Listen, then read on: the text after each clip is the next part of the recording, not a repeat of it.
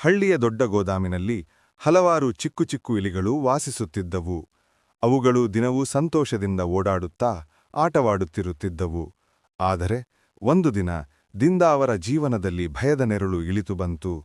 ಹಳ್ಳಿಯವರಿಗೆ ಸೇರಿದ ಕಪ್ಪು ಬೆಕ್ಕು ಗೋದಾಮಿಗೆ ಬಂದು ಇಲಿಗಳನ್ನು ಹಿಡಿಯಲು ಪ್ರಾರಂಭಿಸಿತು.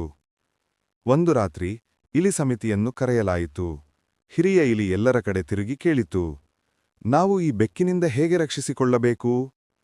ಎಲ್ಲ ಇಲಿಗಳು ಪರಸ್ಪರ ಕಣ್ಣಿಗೆ ನೋಡಿಕೊಂಡರು. ಕೆಲವರು ಕಂಪಿಸುತ್ತಿದ್ದರು. ಅಷ್ಟರಲ್ಲಿ ಒಂದು ಚುರುಕು ಚಿಕ್ಕ ಇಲಿ ಎದ್ದು ಹೇಳಿತು, ನಾವು ಬೆಕ್ಕಿನ ಕೊರಳಿಗೆ ಗಂಟೆ ಕಟ್ಟಿಬಿಟ್ಟರೆ ಹೇಗೆ? ಅವನು ಬಂದಾಗ ಟಿಂಗ್ ಟಿಂಗ್ ಎಂದು ಕೇಳಿ ಓಡಿ ಹೋಗಬಹುದು. ಈ ಯೋಚನೆಯು ಎಲ್ಲರನ್ನೂ ಉತ್ಸಾಹಗೊಳಿಸಿತು. ಸರಿ, ಅದೇ ಉತ್ತಮ. ಹೌದು, ಹೀಗೆ ಮಾಡಿದ್ರೆ ನಾವು ಸುರಕ್ಷಿತ ಎಂದು ಸದ್ದುಮದ್ದುಗಂಡಿತು. ಆದರೆ ಸಭೆಯ ಮಧ್ಯೆ ಹಿರಿಯ ಇಲಿ ನಿಧಾನವಾಗಿ ಕೇಳಿತು, ಇದು ಚೆನ್ನ ಯೋಚನೆ ಸರಿಯೇ? ಆದರೆ ಯಾರು ಬೆಕ್ಕಿನ ಕೊರಳಿಗೆ ಆ ಗಂಟೆಯನ್ನು ಕಟ್ಟಲು ಹೋಗುತ್ತಾರೆ?